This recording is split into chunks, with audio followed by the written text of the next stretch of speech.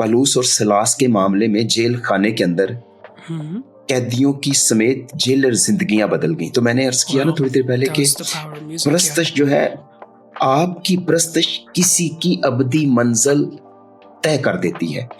उस रात जेलर की अबदी मंजिल तय हो गई 2 शख्स की प्रस्तश की वजह से। तो वो उसको प्रस्तश के अंदर क्या डिस्को लाइटें लगी हुई थी। Hello, Khushamdeed, and welcome to the Art of Ministry podcast.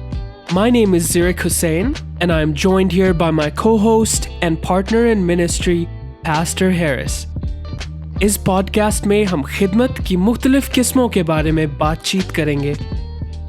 हम मिलकर खुदा के लोगों की खिदमत और बेहतर तौर पर कैसे कर सकते हैं, ये जानने के लिए हमारे साथ बने रहें। Hello everyone and welcome to the first episode. खुशामदीद। इस पहले एपिसोड में Art of the Ministry podcast के अंदर मैं अपने तमाम viewers को बताना चाहता हूँ, this is a dream that we have had for a long time to be able to share our conversations with you. And Dad, I would like to welcome you.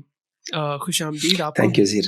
Thank you so much. मैं समझता हूँ ये हमारे लिए honor है, and I'm always at side of you as we are dreaming for the ministry work.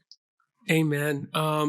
Everyone, welcome to this podcast. I would like to tell you that this podcast is a little bit different than anything we've done before. थोड़ा सा मुख्तलिफ है और इस podcast के अंदर हम अपनी वो conversations जो कि हम अक्सर करते रहते हैं खिदमत के ताल्लुक से, कॉल पे अक्सर बात होती रहती है, खिदमत कैसे की जानी चाहिए, खिदमत क्या है, ये सारी चीज़ें हम अपनी उन प्राइवेट कॉन्वर्सेशंस को आई थिंक कहीं ना कहीं हम उन्हें पब्लिक कर रहे हैं आपके साथ, because I realise that all of those conversations we've been having can be really useful to someone who is doing ministry work out there. तो मैंने कहा क्यों ना हम एक अच्छे माइक्रोफोन के ऊपर बैठकर अपनी उन बातों को रिकॉर्ड करें ताकि कोई उन कॉन्वर्सेशन से बरकत पा सके। जी, मैं सिर्फ ये समझता हूँ कि ये बड़ा अच्छा है कि ताकि हमारे जो व्यूवर्स हैं या हमारे जो प्यार करने वाले हमारे अजीज हैं उन्हें पता चले कि पसे पर्दा जो चीज़ें हैं वो भी उनके सामने ऐसी हैं, क्योंकि हम एज अ फैमिली हैं तो पसे पर्दा चीज़ों को भी उनके सामने रखना बड़ा ज़रूरी है। That's right. So क्योंकि ये पॉडकास्ट खिदमत के बारे में, मिनिस्ट्री के बारे में, and I would like to share a little bit about, I would like to share with the viewers कि हमारी खिदमत के बारे में what we have been doing. Let me start with, अगर आप हमें बताएं कि आपने कब खिदमत का आगाज़ किया, कितने साल हुए हैं, और आपने किन किन तरीकों से खुदा उनकी खिदमत की, अगर आप थोड़ा सा व्यूअर्स को बता सकें, लिसनर्स को।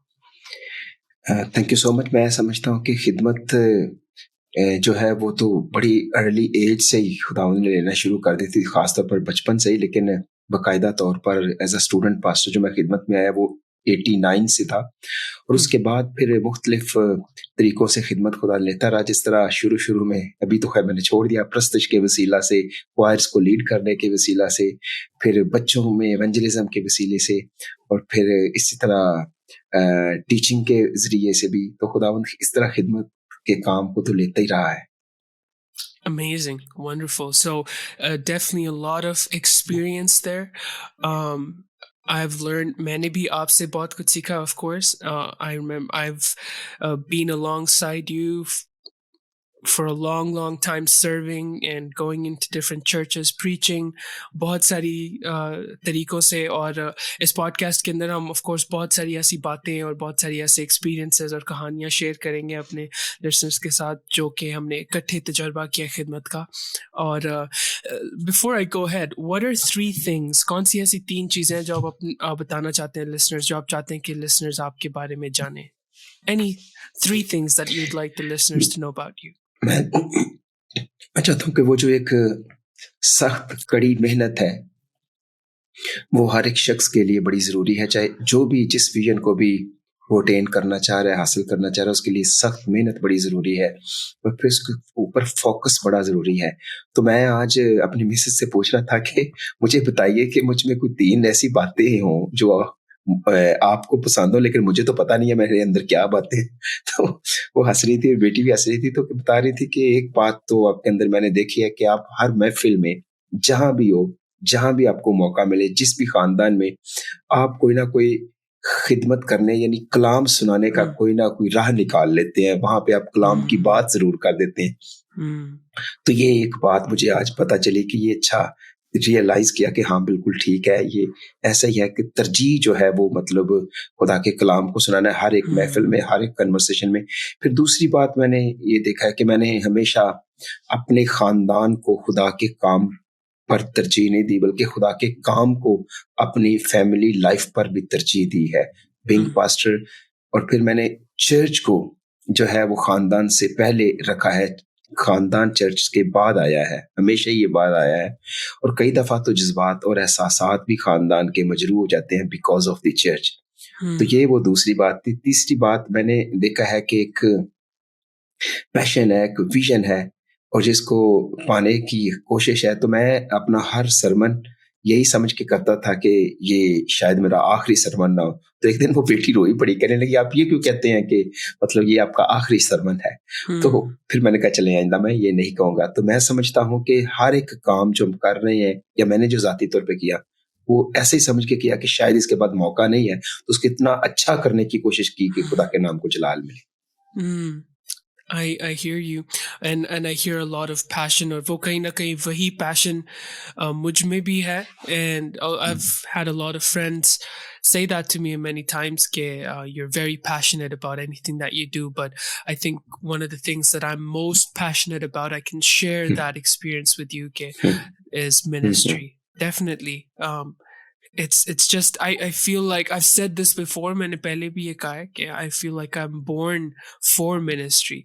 So वही खिदमत जो है, वही passion जो है, somewhere you have instilled in us too, which is I'll ये always मैं be समझता grateful हूँ for कि that. जी, रूसी तौर पे कुछ चीज़ें मैं समझता हूँ ख़ानदान से आपको मिल जाती हैं, पेरेंट्स से मिल जाती हैं। जैसे हमारे ख़ानदान के अंदर मुझे मेरे बाप से मिली, दादा को तो नहीं मैंने ऐसी खिदमत में देखा, लेकिन अपने बाप को ज़रूर देखा कि उनके अंदर एक यही पैशन था, यही एक था। तो मेरा ख़्याल है वो एक मिरास के अंदर चीज़ है, ये ब्लड में शामिल है कि वो अंदर ऐसे ट्रांसफ़र हो रही है। और मैं इस बरकत के लिए शुक्रगुज़ार हूँ। खुदावंद के नाम को जलाल मिले। और मुझे खुशी हुई कि आपके अंदर भी ये बात है, लोग आपको कहते हैं। Yeah. और ये बड़ी बात है जब आपको लोग रियलाइज करवाएं कि who you are. It's amazing. Definitely amazing feeling. Well, thank you for sharing. क्योंकि ये podcast जो है और जितने भी episodes आगे आएंगे इसमें हम खिदमत के बारे में बात कर रहे हैं. We're basically talking about the art of ministry और खिदमत का जो फन है उसके बारे में बात करेंगे कि वो मैं समझता हूँ कि खिदमत वाकई एक आर्ट है. और इसे there's a way, there's a of course बहुत सारे तरीके हैं, but there's a way to serve. खिदमत करने के जो हमें तरीके हैं, especially the things that we learn from the Bible, किस तरह से खिदमत करनी जानी चाहिए, वो कौन से ऐसे lessons हैं जो कि हम बाइबल से अखज़ कर सकते हैं. तो आप बिल्कुल सही कह रहे हैं। जी जी, खिदमत वाकई एक फन है और मैं समझता हूँ कि ये एक पेशा है, ये एक प्रोफेशन है। कोई खिदमत तो है मगर खिदमत का एक पेशा है। तो इस पेशे के साथ मैं समझता हूँ एक पेशा वराना तौर पर ही काम करना बड़ा ज़रूरी है। फिर दूसरी बात यह है कि फ़न जो भी है हर तरह का फ़न है और जो फ़न को समझता है उसे फ़नकार कहते हैं। और बड़ा ज़रूरी है कि हम अपने पेशे में प्रोफेशनल हों। नॉन प्रोफेशनल कोई काम करेगा तो यकीनन वो बिगाड़ देगा। Exactly. And things like these, ऐसी बातें we're going to keep on sharing. And आज जो आगाज़ हम मैं समझता हूँ इस पहले एपिसोड में जिस बात से हम शुरुआत करते हैं उस बात से शुरू करेंगे जो कि किसी भी खिदमत का मिनिस्ट्री का एक अहम हिस्सा है और वो है परस्तिश, worship. At the heart of ministry is worship. और let's start with that question कि worship है क्या है worship? जब हम बात करते हैं worship की तो how do you understand it? Worship, what comes to your mind कि worship क्या है? देखिए सीरत, मैं समझता हूँ कि प्रस्तश, अभी हम खानदान की बात कर रहे थे ना, चीज हमें खानदान से मिली है खिदमत करना। तो खिदमत के अंदर प्रस्तश है। तो मैं समझता हूँ कि ये जो प्रस्तश है ना, ये एक यूनिवर्सल है।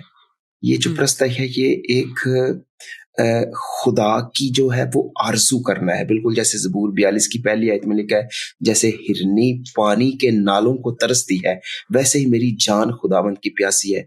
तो हमारी प्रस्तश चूँकि खुदावंद के गिर्द घूमती है, जो है, इसलिए हमें आरज़ू जो करनी है दिल से, रूह से, वो खुदा की जो है वो प्रस्तश ही करनी है। तो मैं समझता हूँ खुदा की आरज़ू करना है। और फिर दूसरी बात है, प्रस्तश मैं समझता हूँ एक हथियार है जो कॉन्कर करता है आपकी सिचुएशंस को लाइफ के अंदर। जैसे हमने देखा यरीहो की दीवार गिराई गई, फिर हमने देखा कि यहोशफत ने मतलब किस तरह प्रस्तश के वसीले से जंगें जीती। हमारी जिंदगी की लड़ाइयां भी प्रस्तश से ही जीती जा सकती हैं। जिस तरह मिसाल के तौर पर सितारे सयारे हैं, सूरज के गिर्द घूमते हैं, जमीन सूरज के गिर्द घूमती है। इसी तरह खानदान के अंदर जो एक बाप है, वो खानदान का सर है, उसका घराना उसके गिर्द घूमता है। उसी तरह कायनात के अंदर बड़ी ऐसे मिसालें हैं, मैं समझता हूँ जो ये समझने के लिए काफी हैं कि खुदा जो है ना वो हम सब का महवर है और हम सब उसके गिर्द महवे गर्दिश हैं।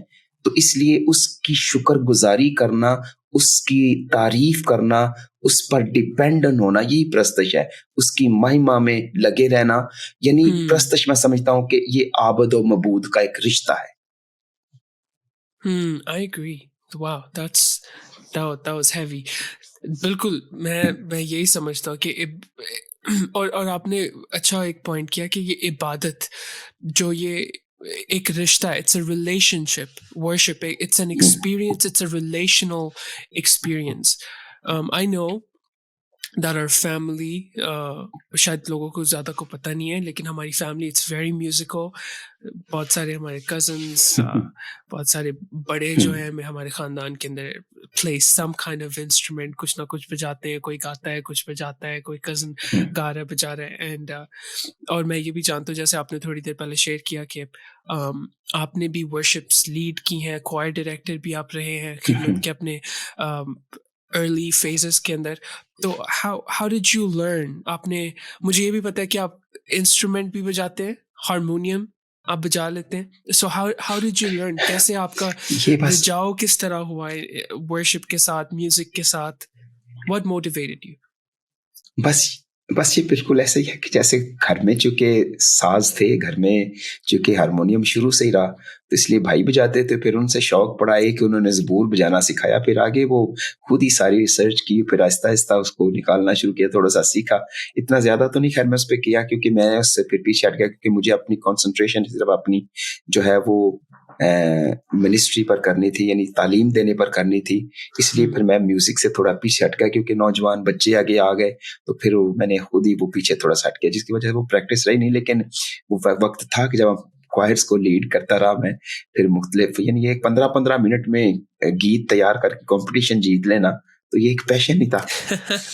That's an amazing story. I would like to hear that sometime on this podcast if it's possible. अच्छा, तो आप बता रहे हैं कि so when did you start? Was that before we were born? Before me and Irail were born? आपने what time was this? जब ये तो आपने सीखा? मतलब ये कि कॉलेज लाइफ से, स्कूल लाइफ की बात है, मतलब हाई स्कूल की बात है, जब से मतलब मैंने बजाना शुरू किया है। तो अर्ली ईयर्स थे वो, मतलब। तो आपने बजाना, बल्कि मुझे पता है कि मैं और मेरा छोटा भाई जो थे वो, जी मैं और मेरा छोटा भाई जो थे मुझसे, हम तो वो ताली बड़ी अच्छी बजाता था, तो हमारा बड़ा भाई गाता होता था। तो हम वो उनके साथ बच्चे होते थे सारे, तो अक्सर वो कहा जाता था, एक पास्टर्स थे वो आजकल कनाडा में, तो कहती है बींडा क्वायर है। ये सारे बींडे हैं छोटे छोटे साथ। तो मतलब ये बड़ा अच्छा लगता था कि छोटी छोटी आवाजें, ताली बजाना, गाना, तो वो खानदान से शुरू से मिल गया। That's amazing. So what did you learn about worship in general? The worship के बारे में, या फिर the art of worship. What did you learn through your experience in playing these instruments और बजाते हुए और ये सब? मैंने समझा कि प्रस्तश जो है ना, जिस तरह मैंने अर्ज किया, ये एक हथियार है। तो इस हथियार के वसीले खास तौर पर जब गाते थे तो किस तरह से बदरूहें निकल जाती थी, किस तरह से लोगों की जिंदगियों में इत्मीनान और शांति आता था। तो मैंने ये देखा है कि प्रस्तश जो है वो वाकई एक, सिर्फ मैं सुनी या कहीं बात नहीं कर रहा, मैंने एक्सपीरियंस किया, तजुर्बा किया कि जो प्रस्तश है वो एक रिश्ता है। जब आप का रिश्ता जिसकी आप प्रस्तश कर रहे हो उसके साथ है, तो फिर आपकी जो अंदर से प्रस्तश निकलती है वो आपके दिल से निकल रही है, आप दिल से गा रहे हैं, और जिसके लिए गाया जा रहा है वो भी सुन रहा है, और जिसके सामने गाया जा रहा है दुश्मन, उसको भी पता है कि किसकी तारीफ हो रही है, तो इसलिए उसको ज्यादा देर तक फिर मुकाबला करने की इसमें हिम्मत नहीं रहती, वो भाग जाता है। तो ये एक फतह करने वाला मैंने देखा है कि ये हथियार है। और हैरत अंगेज तौर पर फिर मैंने एक और भी तजर्बा किया है कि आपकी जो प्रस्तश है दूसरों की अबदी मंजिल भी बदल देती है। आपकी प्रस्तश I love that. मैं आपको पॉज करना चाहूंगा यहाँ पे, बिकॉज जब आप बात कर रहे हैं वर्शिप की कि वर्शिप एक हथियार है, तो मुझे याद आ रही है एक there's a beautiful passage in 2 Kings chapter 3 verse 15, और there are two kings, Shah the king of Israel और जो यहूदा का शाह है जूडा, दोनों मोआब के साथ लड़ने के लिए जा रहे हैं। No you remember this story? And किस तरह से मैं बात करना चाह रहा हूँ कि किस तरह से वर्शिप जो है वो एक हथियार है। इट्स तो दोनों म्यूजिक की भी बात करें इसमें, तो वो दोनों लड़ाई करने के लिए मोआब के साथ जा रहे थे, और वहाँ पे बियाबान में अब आ गए हैं, and they don't know where to go, अब आगे कहाँ जाना है ये नहीं पता, तो बियाबान में है। और वहाँ पे जो एक बादशाह है वो पूछता है कि क्या यहाँ पे कोई है जो खुदा से बात कर सके, कोई प्रॉफिट, कोई नबी। And one of the people their servants they say yes there is one, और उसका नाम अलीशा है, जो कि एलिया का स्टूडेंट भी था। तो अलीशा वहाँ पे आता है, और जब अलीशा बादशाह के सामने आता है और बादशाह कहते हैं कि खुदा से बात करो, और no there's a lot to that story, but the point is जब वो बादशाह से कहता है कि बादशाह से कहता है कि खुदा से बात कर और मुझे बता, he says something to the king that's very fascinating. वो कहता है कि किसी बजाने वाले को मेरे पास लेकर आओ। This is verse 15. किसी बजाने वाले को मेरे पास लाओ। और फिर बाइबल कहती है कि ऐसा हुआ कि जब उस बजाने वाले ने बजाया तो खुदावन का हाथ उस पर ठहरा, और खुदावन अपने बंदे को बताता है, एंड दे गो फॉरवर्ड, और फिर द स्टोरी गोज ऑन कि वो मोआब से लड़ते हैं एंड देन दे कॉन्कर। तो किस तरह से कि जैसे आपने कहा कि वर्शिप इज अ वेपन, तो God was talking to his prophet through music. उसने कहा कि बजाने वाले को लाओ, bring me a musician, and that's how he was able to understand. जी, आपके साथ बहुत खूबसूरत आपने जो बात की, मुत्तफिक हूँ। और मैं अक्सर कहता हूँ कि ये जो हमारे वर्शिपर्स हैं, ये जो हमारे गाने वाले हैं, असल में ये कलों की दीवारों को ढाने वाले हैं। तलवार का काम तो शुरू ही तब होता है जब कलों की दीवारें ढा दी जाती हैं, जैसे यरू की दीवारें गिरी, और तलवार का काम दीवारों के गिरने के बाद शुरू हुआ। तो मैं समझता हूँ कि ये वर्शिपर्स वो है। तो जिस तरह भी आपने ये एग्जाम्पल दी बाइबल से कि गाने वाले को लाया गया, और जब उसने खुदावंद की प्रस्तश की तो किस तरह से उन्होंने फतह पाई, तो बिल्कुल वो ऐसा ही है कि ये वर्शिप जो है बहुत जबरदस्त कॉन्कर करने वाला हथियार है। एंड आई आल्सो थिंक कि जिस तरह से music, this form of art, क्योंकि म्यूजिक हमेशा से खिदमत का एक अहम हिस्सा रहा है, और ये जो फॉर्म है आर्ट की, it's so powerful. No wonder कि आज music is one of the most influential pieces of art out there. जितना लोग म्यूजिक से इन्फ्लुएंस हो रहे हैं, मुझे नहीं लगता कि कोई और चीज़ उन्हें इतना इन्फ्लुएंस कर रही है। तो कितना ज़रूरी है, मैं समझता हूँ कि आज के जो खिदमत गुजार लोग हैं वो अपने म्यूजिक को क्या रंग देते हैं, क्या उनके म्यूजिक में वो रंग है जो होना चाहिए, जो खिदमत का रंग है। I think this is an important question. आप बिल्कुल सही कह रहे हैं। एक तो ये खास इस लिहाज से है कि म्यूजिक के वसीले से मैंने देखा है कि बचपन में हमारे गांव में कुछ लोग आते थे, बचपन में मैंने सुना उनके गीतों को, तो उनके अंदर वो बाइबल की स्टोरीज होती थी, सुलेमान की कहानी, वो वाकयात उन्होंने शायरी में परोए होते थे। मेरे वालिद साहब ने शायरी की थी, मुझे अच्छी तरह से याद है उनके चंद मिसरे आज भी, कि उन्होंने एक पूरा वो यीशु मसीह की सलीब का खाका बना के उसके ऊपर कन्वर्सेशन के अंदर उसको जो था उसको लिखा, फिर मेरे भाई ने उसको गाया भी, बड़े भाई ने। तो मतलब वो किस तरह से वो एक नैरेटिव किस्म के अंदर शायरी को लाया जाता है ताकि स्टोरी की समझ आ जाए, और बड़ी सादगी के साथ एक जो तालीम है वो म्यूजिक से दी जाती है। सभी मुत्तफिक है, और हम, मेरा तो तजुर्बा भी है और हम सबका भी है। और फिर मैं समझता हूँ कि जहाँ पे उसके अंदर लोगों को तालीम देने का एक ज़रिया है, वहाँ पे अगर एक वर्शिप के अंदर जो है वो तकद्दस का ख्याल रखा जाए, एक सेकुलर और सैक्रेड म्यूजिक को मद्देनजर रखा जाए, तो ये जिंदगियां बदल सकता है। और अगर सैक्रेड म्यूजिक को सेकुलर म्यूजिक बना दिया जाए तो ये जिंदगियां तबाह भी कर सकता है। और जिस तरह बेशुमार बुरी अच्छी एग्जाम्पल्स भी हमारे सामने हैं, तो यहाँ तक कि एक सैक्रेड म्यूजिक के अंदर डिलीवरेंस पाई जाती है। दाऊद नबी की जिंदगी से हम देखते हैं कि जैसे जैसे वो गाते थे तो साउल को आराम मिलता था उस बुदरू से जो उसके अंदर आ गई थी पाक के जाने के बाद। तो ये है कि हुस्ने तकद्दस जो है वो बड़ा जरूरी है म्यूजिक के अंदर हो, आपने ताकि बात उस की जी narrative narrative singing की, और and I'm going to come back to that, but इससे पहले I do want to ask a question because we're going to talk about that in detail right now. लेकिन ये जो आप बात करें कि आज आज वर्शिप, आप क्या समझते हैं कि आज वर्शिप कितनी अहम है? क्योंकि आज बहुत सारे चर्चेज हैं, कुछ ऐसे चर्चेज हैं जो बिल्कुल भी वर्शिप नहीं करते, कि जैसे कि आप कह सकते हैं कि 2 या 3 गीत या थोड़ा सा म्यूजिक। कुछ ऐसे चर्चेज हैं जिनका सरमन छोटा होता है, जिनकी बाकी चीजें छोटी होती है, बट उनका वर्शिप सेशन घंटा डेढ़ का होता है। तो इज देयर अ बैलेंस? क्या सही है, क्या गलत है? मतलब क्या अहमियत है? मैं ये जानता हूँ कि it's an important part, but balance क्या है? What's the balance of a good worship set in churches? What do you think? देखिए, बात बिल्कुल दुरुस्त है कि एक तरतीब होना इबादत में बड़ा ज़रूरी है, क्योंकि हमारा खुदा तरतीब का खुदा है। लेकिन यह है कि लीगलिस्टिक हो जाना ज़रूरी अच्छा नहीं है, कि मतलब लीगलिज्म का हम शिकार हो जाए।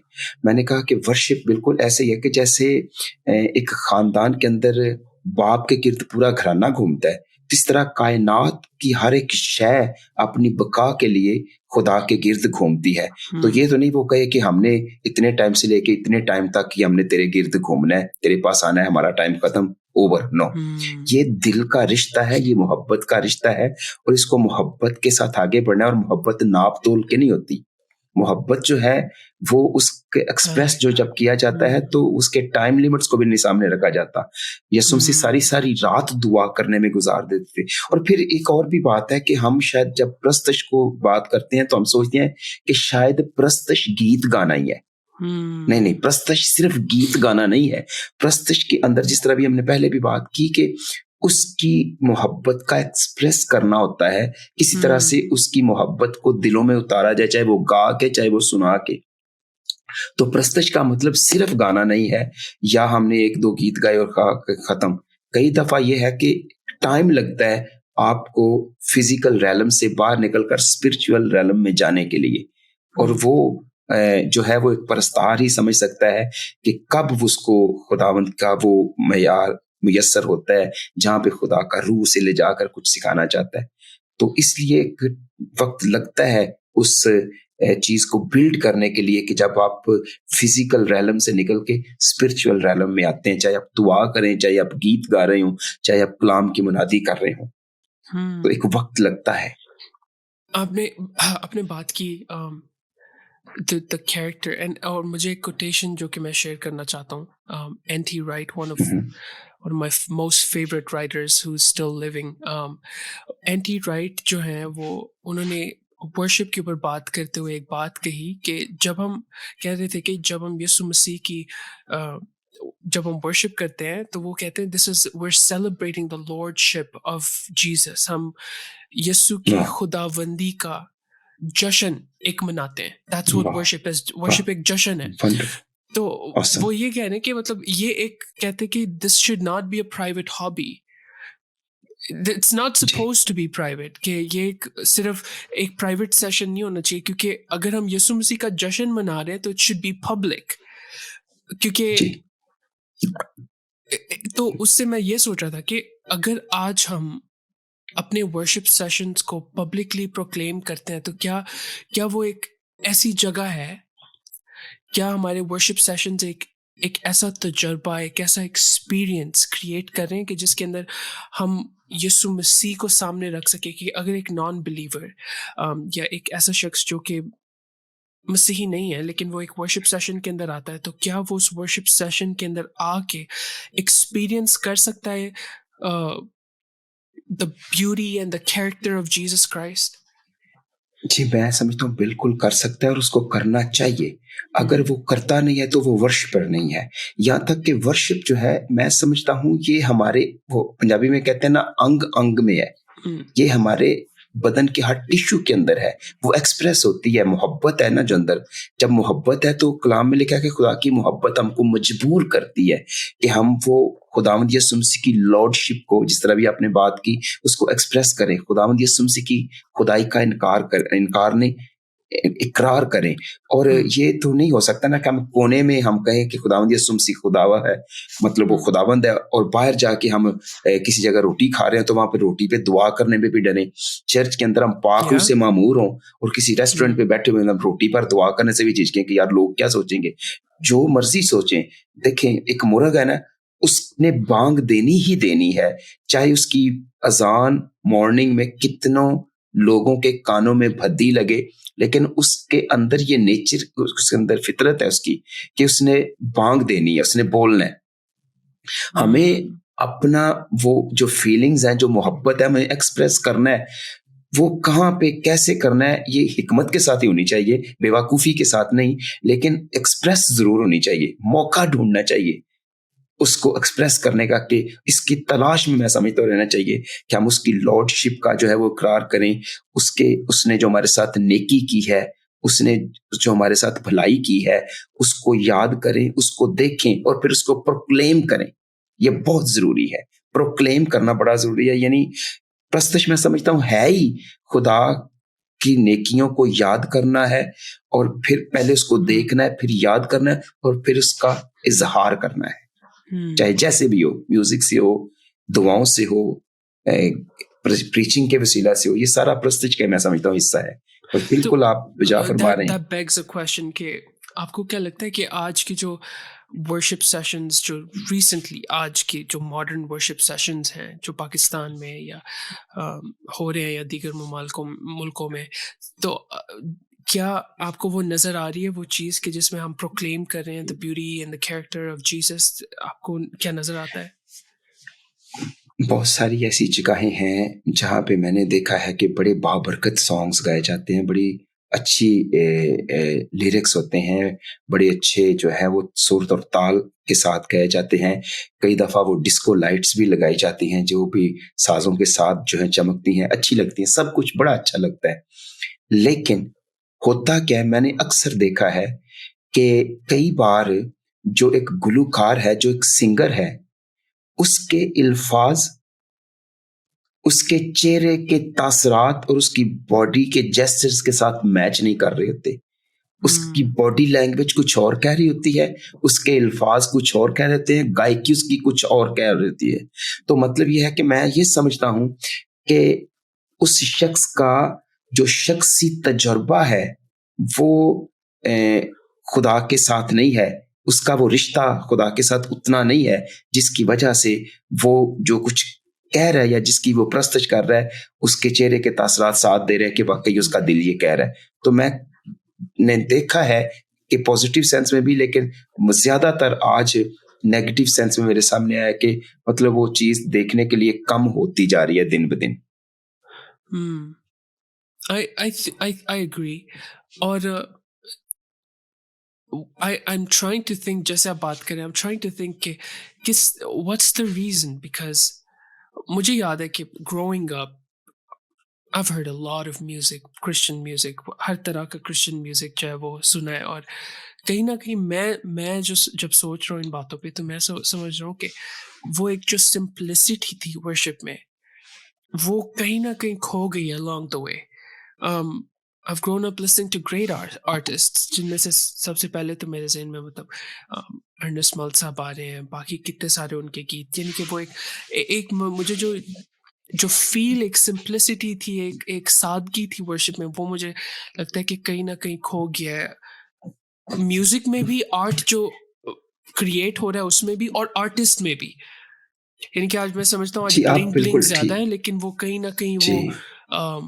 आर्ट और आर्टिस्ट दोनों के अंदर वो सिंप्लिसिटी कहीं हुँ। ना कहीं रिड्यूस होती जा रही, because we more about putting on a show rather than creating art that glorifies God, if that makes sense. आप बिल्कुल ठीक कह रहे हैं, उसकी मैं एक वजह समझता हूँ। वजह Mm-hmm. ये है कि जिस तरह अभी आपने एक खुदा के खादिम का नाम लिया, तो मतलब ये है कि आज बहुत सारे लोग वो बनना चाह रहे हैं, उनकी कॉपी करना चाह रहे हैं। तो मैं समझता हूँ खुदा के पास कोई फ़ोटोकॉपी की मशीन नहीं है। जो भी खुदा ने बनाया है वो एक मास्टरपीस बनाया है, एक जेन्युइन पीस बनाया है। तो जब तक हम कॉपी करने की कोशिश करते रहेंगे, वो हम बन नहीं सकते। Mm-hmm. किसी से चीज़ें सीखना बुरी बात नहीं है, लेकिन किसी की मानद कॉपी करना, मैं समझता हूँ जिसकी वजह से हम उसकी मानद बनना चाह रहे हैं, लेकिन उसकी मानद नहीं बनना चाह रहे, जिसकी हम प्रस्तश करते हैं। जिसकी वजह से वो गीतों के अंदर या प्रस्तश के अंदर वो बात आ नहीं रही, या वो चीज़ों को जो कायल करने की जो प्रस्तश के अंदर एक ताकत होनी चाहिए थी, वो नहीं है। मिसाल के तौर पे मैंने थोड़ी देर पहले आपसे अर्ज किया कि प्रस्तश में इतनी सादगी थी कि एक ही रात में पलूस और सिलास के मामले में जेल खाने के अंदर Mm-hmm. कैदियों की समेत जेलर जिंदगियां बदल गई। तो मैंने अर्ज किया ना Wow, थोड़ी देर पहले that कि was the power of music, yeah. प्रस्तश जो है, आपकी प्रस्तश किसी की अबदी मंजिल तय कर देती है। उस रात जेलर की अबदी मंजिल तय हो गई 2 शख्स की प्रस्तश की वजह से। तो वो उस प्रस्तश के अंदर क्या डिस्को लाइटें लगी हुई थी? क्या उस प्रस्तश के अंदर कुछ सुर-ताल मनाए जा रहे थे? क्या उसके अंदर कुछ सरगम्स लगाई जा रही थी? क्या उनके तबले की आवाज़ ऊँची थी? या Mm-hmm. उनके हारमोनियम की मिल रही थी? प्रस्तश मामला है दिल का। दिल से जो बात निकलती है, वो दिलों के अंदर उतरती है। Oh, I like जो that. चीज़ें हम आर्ट के साथ पेश कर रहे हैं, वो सिर्फ़ आर्ट रह गया है। आर्ट के अंदर अगर मोहब्बत नहीं है, लगन नहीं है, प्यार नहीं है, सच्चाई नहीं है, तो मैं समझता हूँ वो कभी भी लोगों को कायल नहीं कर सकती। और Hmm. इसलिए आज जो गीत गाए जा रहे हैं, मिसाल के तौर पे वो ड्यूट सॉन्ग्स ये थे जो उस दिन उन्होंने गाए थे, पलूस और सिलास ने, उन दोनों Mm-hmm. के। तो कैदियों ने Yeah. सुने, कैदियों की जिंदगियां बदली, वो Paul भागे नहीं है। featuring अब यहाँ Silas. पे आज जो ड्यूट सॉन्ग्स गाए जा रहे हैं, मतलब बड़े उस पे इशारे खास किस्म के होते हैं जो नेचुरल लाइफ में ऐसे नहीं होते। वीडियोग्राफी पर गौर किया जाता है, और फिर किसी ना किसी Ah, I तरीके, see. मैं समझता हूँ Yeah. खुदा के लिए कम गाया जा रहा है और अपने लिए ज्यादा गाया जा रहा है, और कहा ये जा रहा है ये मेरा गीत है, ये मेरा नया Mm. गीत आया है। बजाय इसके कि ये कहा जाए कि खुदावंद के लिए मैंने नया गीत लिखा है, या थोड़े और वर्ड्स यूज किए जाए, तो हर बंदा अपना गीत उसको बना के पेश कर रहा है। तो मैं समझता हूँ कि वो जो कायल करने वाली स्पिरिट है प्रस्तुत के अंदर, वो इसलिए रिड्यूस हो रही है, सादगी या सिंप्लिसिटी नहीं है, क्योंकि हर शख्स जो है वो अपने गीत अपने लिए गा रहा है, Mm. और अपने गीत यीशु मसीह के लिए नहीं गा रहा। मैं यहाँ पे कहना चाहता हूँ कि I hope the listeners can hear clearly what we are trying to say, क्योंकि जो हम कहने की कोशिश कर रहे हैं, एक लफ्ज जो बार बार पॉप कर रहा है, मेरे सामने आ रहा है, वो है relationship. The relationship of the artist with God. वो चाहे कोई भी आर्टिस्ट है, चाहे आप कोई इंस्ट्रूमेंट प्ले करते हैं या आपकी आवाज एक इंस्ट्रूमेंट है जो जिसे आप प्ले करते हैं, जो आप गाते हैं, वी नीड टू अंडरस्टैंड कि we're talking about relationship, कि अगर आपका ताल्लुक ज़ाती ताल्लुक खुदा के साथ है, तो जी।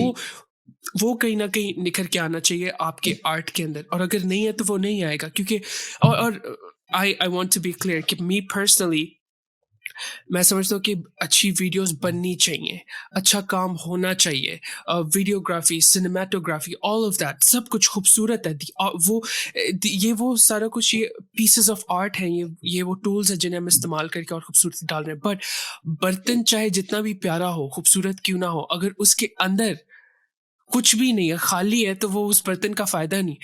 If there is no G. Relationship, अगर कोई आपके अंदर कोई कोई कहानी नहीं है जो जोश मार रही है, वो क्या कोई कोई बात नहीं है जो आपके अंदर जोश मार रही है, तो वो फिर निखर के बाहर नहीं आ रही, और चाहे वो जैसे भी, चाहे बर्तन आपका बाहर से कितना भी खूबसूरत क्यों ना हो, आपके 5 मिलियन फॉलोअर्स क्यों ना हो, आपके 2000 गीत क्यों ना आए हो, I think what matters is कि क्या उन गीतों में यीशु मसीह नजर आ रहा है, या आपका उसके साथ ताल्लुक, आपकी दिल लगी उसके साथ, आपकी मोहब्बत उसके साथ नजर आ रही है या नहीं आ रही। इस बात से फर्क पड़ता है।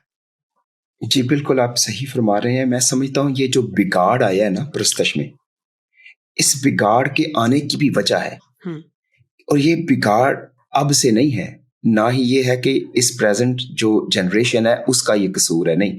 ये प्रस्तश के अंदर जो बिगाड़ है ये तो अजल से आया है, क्योंकि प्रस्तश खुदा की थी, आसमान में शुरू हुई। आसमान में फरिश्ते बगैर आराम किए खुदा की प्रस्तश करते हैं, और वहां पे किसी के दिल में ये बात आई, उसका दिल उसके अपने हुस्न पर ही घमंड करना शुरू हो गया, तो वो बजाय इसके खुदा की प्रस्तश करता, उसने अपनी प्रस्तश करना शुरू कर दी। वो हम्म चाहता था कि मेरी प्रस्तश की जाए, वो चाहता था कि मेरे हुस्न के, मेरी खूबसूरती या के जो कसीदे हैं वो या पढ़े जाएं। तो ये बिगाड़ तो शुरू हुआ अजल से, और वो बिगाड़ आसमान से शुरू हुआ, जमीन पर आया, और उस बिगाड़ डालने वाले ने इंसान को अपने साथ मिलाया। इंसान के अंदर ये ख्वाहिश भरी कि तुम खुदा की मानद हो जाओगे। और आज वो प्रस्तश के पीछे जो, प्रस्तश के अंदर जो बिगाड़ है उसके पीछे मैं समझता हूँ जो वजह है, दुश्मन सेम वही है जिसने आसमान में बिगाड़ प्रस्तश में डाला। और जब इंसान को खुदा ने बनाया, बजाय इसके कि इंसान खुदा के गिर्द रहे, खुदा से कमरबंद की तरह लिपटा रहे, उसने इंसान को खुदा से अलग कर दिया, उसको इंसान प्रस्ती की तरफ ले आया, और उसने उसके अंदर ये ख्वाहिश भर दी कि तुम खुद खुदा बन सकते हो, तुम खुद खुदा की मानद बन सकते हो। तो आज मैं समझता हूं कि लोग जो इस तरह से प्रस्तश हो रही है, तो मैं समझता हूं कि दुश्मन ने ये बीज कड़वे बो दिए हैं दिलों की जमीनों पे, कि उन्होंने अपनी प्रस्तश करना शुरू कर दिए। तो आज दुनिया, मैं समझता हूं कि जो गा रही है मसीही दुनिया, ज्यादातर उसमें से अपने लिए ज्यादा और मसीह के लिए कम गा रहे हैं, और ये बिगाड़ दुश्मन ने डाला है। ये कड़वे बीज, ये दाने कड़वे उसी ने, मैं समझता हूँ, बोए हैं। या वर्शिप का मतलब ये है इशू कि जो है, सॉरी, वर्शिप का issue is a heart issue. That's what I'm hearing. That's what I'm hearing you say, that जो issue है वो दिल का है. जी जी Because at the heart of worship, and I'm going to share something very interesting right now. तो अगर आप लफ्ज देखें हार्ट का जो इंग्लिश का लफ्ज है उसके अंदर मुझे 2 लफ्ज नजर आ रहे हैं, ही एंड आर्ट।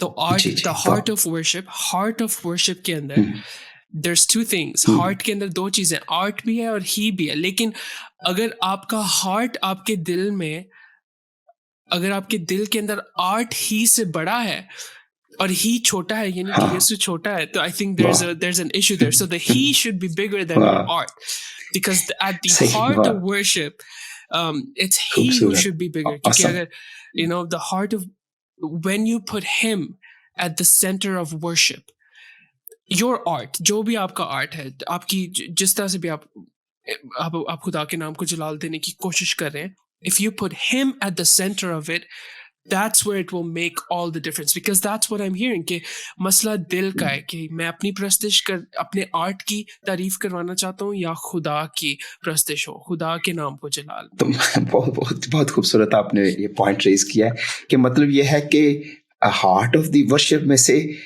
ही को तो निकाल दिया और आर्ट ही आर्ट रख लिया है। मतलब आर्ट से सब कुछ करने की कोशिश की जा रही है, बजाय इसकी कि जिसके लिए किया जा रहा है वो है ही नहीं है। तो मैं समझता हूँ कि ये बिल्कुल आपने बहुत खूबसूरत पॉइंट जो है वो रेज किया है। काश खुदा हमें और हमारे लिसनर्स को ये बात जानने के लिए और बरकत और पाकरू अता करे, कि ये बड़ा जरूरी है कि हमारी प्रस्तश का जो मरकज और महवर है वो हमारा खुदावंद यीशु मसीह ही जो है वो बना रहे, छोटा ना हो जाए कहीं, ही हमेशा अफजल ही रहे, बड़ा ही रहे। फिर मैं और भी एक यहाँ पे जिरक समझता हूँ कि हर बंदा ही आर्टिस्ट है, चाहे कोई मसीही है या नहीं, हर बंदा आर्टिस्ट है और हर बंदा वर्शिपर है। इवन जो बंदा ये कहता है ना कि भाई मैं तो खुदा को मानते ही नहीं हूं, मैं तो बिल्कुल नहीं खुदा को मानता, मैं तो उसे जानता नहीं जिसे आप ही कहते हैं, तो मैं समझता हूं वो भी एक वर्शिपर है। हर बंदा वर्शिपर है। वो अलग बात है वो वर्शिप कर रहा है, चाहे वो दौलत की कर रहा है, चाहे वो जिनसी ताल्लुकात की कर रहा है, चाहे वो वर्शिप जो है वो अदाकारों की कर रहा है, चाहे वो वर्शिप जो है वो सियासतदानों की कर रहा है, चाहे वो प्रस्त जो है वो रॉक स्टार्स की कर रहा है। मैं समझता हूँ वो परस्तार ही है। और यहाँ तक कि बहुत सारे लोग तो जो है वो खुद परस्ती का शिकार हैं, वो अपनी ही परस्तिश कर रहे हैं, जिस तरह पहले भी हमने बात की है। तो हर बंदा एक आर्टिस्ट है, बस ये है कि उन्होंने उस आर्ट में हार्ट जो होना चाहिए था प्रस्तिश का, प्रस्तिश के हार्ट में उन्होंने अपना आर्ट ही रख लिया है, अपना आप रख लिया है उस ही की जगह में, और जिसकी वजह से ये सारा कुछ बिगाड़ मुसलसल चल रहा है। I agree. I'm remembering मैं कल अपने devotionals में I'm reading The Ministry of Healing, one of my favorite books right now. और उसके अंदर एक quotation जो थी मुझे याद आ रही है जो I'd like to share. I pulled it up. It says, "The choicest productions of art possess no beauty that can compare with the beauty of character, which is the fruit of the Holy Spirit's working in the soul." और उर्दू में कि art की बेहतरीन production में भी कोई ऐसी खूबसूरती नहीं होती जो किरदार की खूबसूरती से मुआवजा कर सके। ओके, और किरदार की बात करते हुए किरदार जिंदगी में रोल खुद के काम करने का फल है। सो कहीं ना कहीं हम समझते हैं कि वो जो आर्ट हम प्रोड्यूस कर रहे हैं, हमारी पहचान, कई बार वही हमारी पहचान बन जाती है कि ओ ये वो है ना जिन्होंने वो गीत गाया था, और आप वो गीत बन के रह जाते हैं। ये वो है जिन्होंने वो वहां पे बजाया था। सो आपका आर्ट ऑफ कोर्स आपकी पहचान बन जाती है, लेकिन फिर भी आर्ट में उतनी खूबसूरती नहीं जितनी के किरदार के अंदर है, कैरेक्टर के अंदर है। और मैं सोचता हूँ कि जब हम आसमान पे होंगे, क्या ऐसा होगा कि वहां पर शायद कुछ ऐसे लोग हों, हम हो कि हम कुछ ऐसे लोगों के लिखे हुए गीत और उनके लिखी हुई बातें और शेर व शायरी वगैरह वगैरह जो भी पीसेस ऑफ आर्ट है, हम उनकी बयान कर रहे होंगे जो उन्होंने यीशु के लिए लिखी हुई है, लेकिन वो खुद वहां नहीं होंगे बिकॉज उनका आर्ट तो खूबसूरत था पर उनका character it wasn't there. So I just wonder कि हम कोई ऐसा गीत गा रहे होंगे और वहां पे फिर कोई शख्स पूछे आसमान में कि ये जिस शख्स ने लिखा था क्या वो यहाँ पर है, और हैरान हो जाएगा कोई शख्स कि वो जब ये उससे कहा जाए कि नहीं वो यहाँ पे नहीं है, यानी उसका आर्ट वहां है आसमान में लेकिन वो खुद वहां पे नहीं है।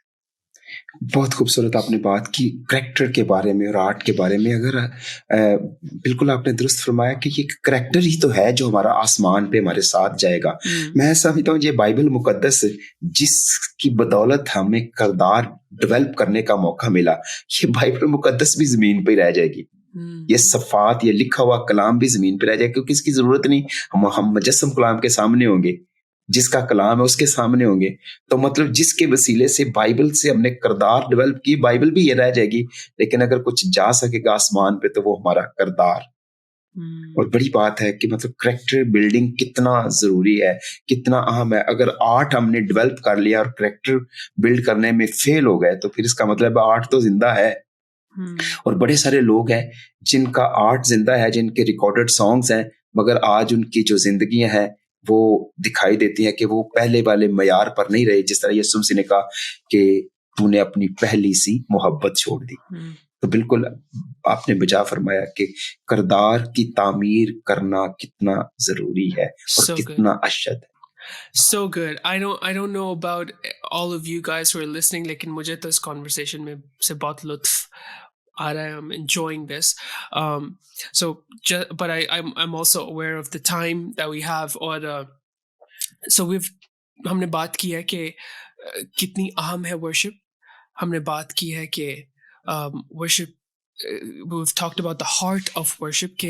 At the heart of worship, it's Jesus Christ. But before we end this, I feel like I have to know. हमें जानना जरूरी है कि फिर true worship. What does true worship look like? जो कि असल worship है. वो आज के इस modern context के अंदर कैसी दिखनी चाहिए? How should true worship look like? क्योंकि we need to know. We have to land this plane. आप बिल्कुल बहुत अच्छा यहाँ पे क्वेश्चन है। मैं समझता हूँ कि शायद ये हमारे लिसनर्स के ज़हन में भी होगा, हमारे ऑडियंस के ज़हन में भी होगा कि फिर सच्ची प्रस्तश क्या है। और यहाँ जो हम बातें कर रहे हैं, मैं नहीं समझता कोई नई बात हम कर रहे हैं। वो गालिब का शेर है ना, अंदाजे बयां ही बात को बदल देता है गालिब, वरना या दुनिया में हर नई बात नई नहीं। बात नहीं होती। तो या बात जो हम कर रहे हैं, हम कोशिश कर रहे हैं कि बातें वही हैं जो हम्म, पहले भी थी, पुरानी है, कलाम की हैं, लेकिन कोशिश कर रहे हैं कि हम उनको शुरू कर सके, समझ सके। जैसे सच्ची फिर प्रस्तश क्या है? सच्ची प्रस्तश क्या है? रूह से और सच्चाई से प्रस्तश करना। और ये हम नहीं कह रहे, बाइबल मुकद्दस में यीशु मसीह ने सदियों पहले कह दिया। अब सवाल शायद किसी के मन में ये हो कि फिर रूह से और सच्चाई से प्रस्तश क्या करना है। बाज लोगों के नजदीक गैर जुबानों में ही दुआ करना, गैर जुबानों में कई दफा आज गीत भी गाना शुरू हो गए हैं अजीज, तो वो सोचते हैं कि ये रूह से प्रस्तश है। लेकिन असल में रूह से जो प्रस्तश का मतलब है वो ये है कि खुदा की मोहब्बत के साथ परस्तार का शख्सी, जाती, तजर्बाती रिश्ता होना चाहिए।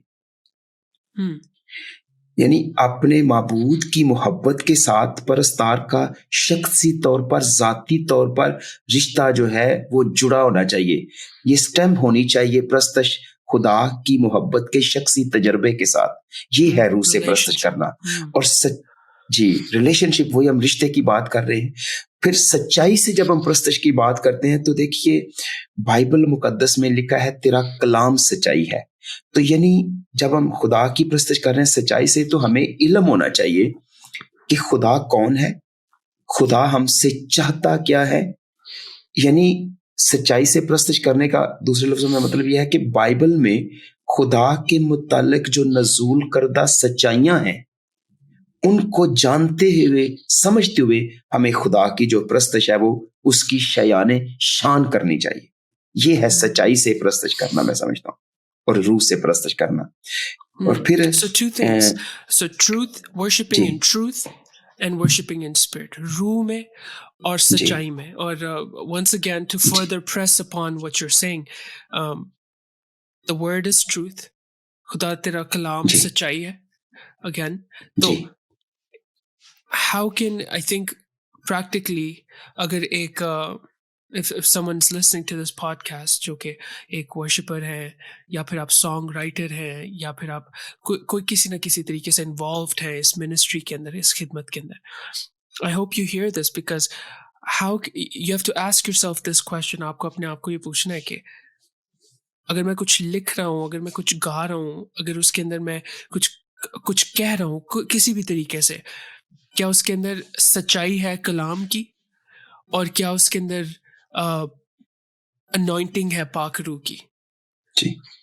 Am I worshiping in spirit and in truth? And how can I show through my life? क्योंकि जैसे कि हमने पहले भी बात किया, I would like to bring that back.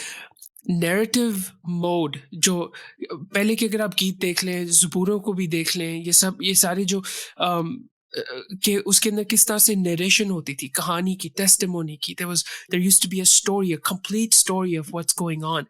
आज हमारे गीतों में शायद वो repetition ज़्यादा है, which is all good. I'm not against repeating things गीतों के अंदर, लेकिन एक स्टोरी मोड जो थी वो पहले पाई जाती थी गीतों के अंदर। एक यानी कि एक दास्तान बयान हो रही है, या किसी की टेस्टिमोनी बयान हो रही है गीत के अंदर, और वो सब लोग गा रहे हैं और रिलेट कर रहे हैं उसे, जिससे पता चल रहा है उस ताल्लुक का जो रूह का और स्पिरिट का है, तो वो कहीं ना कहीं लूज हो गया। And I think that's what needs to come back in our worship sets today. जी बिल्कुल, मैं समझता हूँ हमें जैसे कलाम में लिखना है, पहली बातों पर गौर करो, जैसे लिखा है खुदा के कलाम में, उसी तरह मेरा ख्याल है हमें भी वापस लौटना होगा, बैक टू बाइबल। और बाइबल में हमें देखना पड़ेगा कि खुदा के सूरमाओं ने, अंबिया इकराम ने कैसे प्रस्तश की। दाऊद नबी ने 4000 म्यूजिशियन और गाने वाले हैकल में जो थे वो मुकर्रर कर रखे थे। वर्शिप ये वन मैन शो नहीं है, ये टीम वर्क है। 4000 गाने वाले, 4000 वर्शिपर्स माने रखते हैं पहले तवारीख के 23वें बाब की 5वीं आयत में। और फिर मैं समझता हूँ हमें वापस लौटना होगा। अच्छा, उन सब का वजीफा मुकर्रर था, उन सबको मतलब जो थे वो वजीफा दिया जाता था, और जिसकी वजह से हर एक अपना काम करता था, क्योंकि उसके घर की कफालत अच्छे तरीके से हो रही थी। मैं समझता हूँ अगर इस वक्त चर्चेस के अंदर इस तरह का सेटअप लगा लिया जाए जिस तरह बाइबल का था, तो बहुत सारे हमारे जो अनपढ़ वर्शिपर्स हैं वो पढ़े लिखे वर्शिपर्स बन सकते हैं। मिसाल के तौर पे बजाय इसके कि वन मैन शो करें, वो टीम वर्क उनके अंदर डेवलप हो सकता है, क्वायर डेवलप्स होंगी। इस तरह बाइबल में क्वायर का जिक्र है, ग्रोहों का जिक्र है। नेहमिया की किताब में गाने वाले 2 ग्रोहों में तकसीम हुए। तो जब ये मैं समझता हूँ कि बैक टू बाइबल हम जाएंगे, वो तरीक़ेकार अपनाएंगे जो बाइबल में अपनाए गए, तो उसका फ़ायदा ये होगा कि हमें पढ़े लिखे वर्शिपर्स मिलेंगे, हमें तालीम याफ्ता वर्शिपर्स मिलेंगे, और हमारे बहुत से बेटे बेटियां जो इस वक्त सिर्फ अपना फेम चाह रहे हैं, अपने गीतों को रिकॉर्ड करवाना चाह रहे हैं, और तालीमात छोड़कर तालीम हासिल किए बगैर वो पैसा कमाना चाह रहे हैं, मैं समझता हूँ कि इस जड़ पर ये बात कल्हाड़ा रख देगी अगर हम बाइबल की तरफ वापस लौटें, वो तरीक़ेकार अपनाएं जो बाइबल में दिए गए हैं। तो हमारी प्रस्तश में ना सिर्फ खूबसूरती आ सकती है, बल्कि हमें अच्छे रूहानी परस्तार मिल सकते हैं जिनकी मदद हम कर सकते हैं कि उनका रिश्ता खुदा के साथ मजबूत हो जाए। वाओ! मुझे इस वक्त एक मेरे ज़हन में एक सॉन्ग चल रहा है जो कि I remember listening to this song, और वो इंग्लिश का गीत है जिसके अंदर वो यही गा रहे हैं कि I am coming back to the heart of worship, और आगे कहते हैं it's where it's all about you, it's all about you, Jesus. So I'm coming back to the heart of worship. So I think that's the practical advice today, that whatever you do, jo bhi aap likh rahe hain, ga rahe hain, record kar rahe hain, whatever you do, keep doing. This is, we want to encourage you. I hope you hear this, कि ये बातें conversation का यही मतलब है कि how can we encourage you, how can we help you do better, how can we help you have a better influence and a better impact on people. And I think वो impact आपका, अगर आप worshipper हैं, अगर आप कोई भी artist हैं, आपका इम्पैक्ट किसी शख्स पे तभी होगा जब आप यीशु को उठाएंगे. If you lift Jesus up, everybody will follow, everybody will look at him. Raise Jesus up in your art, raise Jesus up. जो भी आप करते हैं, just shine the light on Jesus, and see how the Holy Spirit then spreads that word, spreads that song out to his people. Because as long as it's about Jesus, we're coming back to the heart of worship. So jab tak it's about Jesus, whatever you do, whatever you say, will always have a mighty impact on the people you're sharing your art with. Thank you so much, Dad, for joining this, and for you listeners, आपने इस podcast को join किया. Of course, there's a lot more that we're going to impact. ये सिर्फ एक teaser था, एक trailer था. Keep listening to the upcoming episodes, जिसके अंदर हम ऐसे ही अहम टॉपिक्स को अनपैक करेंगे, बात करेंगे, और we'll continue this conversation. Any last words before going? जी, मैं बस इतना ही कहना चाहता हूँ कि खुदा किसी भी शख्स को उतना ही इस्तेमाल करता है जितना वो अपना पाक रूह के लिए अवेलेबल करता है. Oh, that's good. That was short and sweet. So again, make yourself available, and make yourself available today. अपने आप को available कीजिए ताकि खुदावन आपको इस्तेमाल करे. Thank you for listening. My name is Zirik, and I'm here with Pastor Harris, and you were listening to the Art of Ministry podcast.